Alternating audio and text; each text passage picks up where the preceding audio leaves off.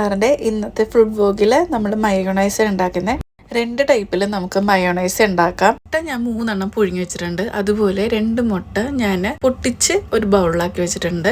ആദ്യത്തെ type mayonnaise ഉണ്ടാക്കാനായിട്ട് 2 മുട്ട ഞാനൊരു മിക്സി ജാറിലേക്ക് ഇടുവാണ്. അതിനുശേഷം ഞാൻ കുറച്ച് കുരുമുളക് പൊടി ഒരു 1/2 സ്പൂണ് ഇട്ടാൽ മതി. ആവശ്യത്തിന് ഉപ്പ്.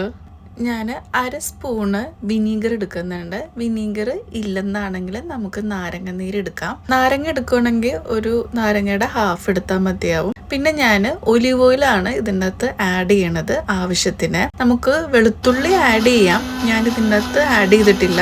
വെളുത്തുള്ളി ഇട്ട് കഴിഞ്ഞാൽ നല്ലൊരു ഫ്ലേവർ ആയിരിക്കും. നമുക്ക് മിക്സിയിൽ നന്നായിട്ട് അടിച്ചെടുക്കാം. അപ്പോൾ ഇനിയും നമ്മൾ ഓയിൽ ഇടക്കിടക്ക് ഇതേപോലെ ഒഴിച്ചു കൊടുത്തിട്ടാണ് അടിക്കാനായിട്ട്. എന്നാലേ നമുക്ക് നല്ല മയോണൈസ് രൂപത്തിൽ നല്ല കട്ടിയിൽ കിട്ടത്തുള്ളൂ. ആദ്യത്തെ മയോണൈസ് റെഡി ആയിട്ടുണ്ട്. ഞാനപ്പോൾ ഇച്ചിരി കുരുമുളക് കൂടി ചേർത്തു. രണ്ടാമത്തേത് ഞാൻ മുട്ട 3 എണ്ണം ഞാൻ കട്ട് ചെയ്ത് മിക്സി ജാറിലേക്ക് ഇട്ടു. അതുപോലെ തന്നെ ഓയിലും കുരുമുളക് പൊടി, ഉപ്പ്, പിന്നെ നമ്മൾ വിനീഗർ, സെയിം അതേ ഇൻഗ്രീഡിയൻസ് തന്നെ ഇതിലും ആഡ് ചെയ്യാം നമുക്ക്. അതിനുശേഷം മിക്സിയിൽ നമുക്കിത് നന്നായിട്ട് അടിച്ചെടുക്കാം.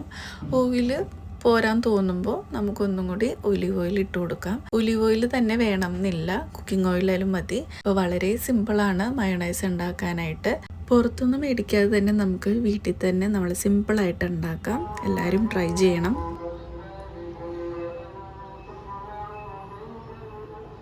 എങ്ങനെയുണ്ട് പാറു? ഇനി അടുത്തത്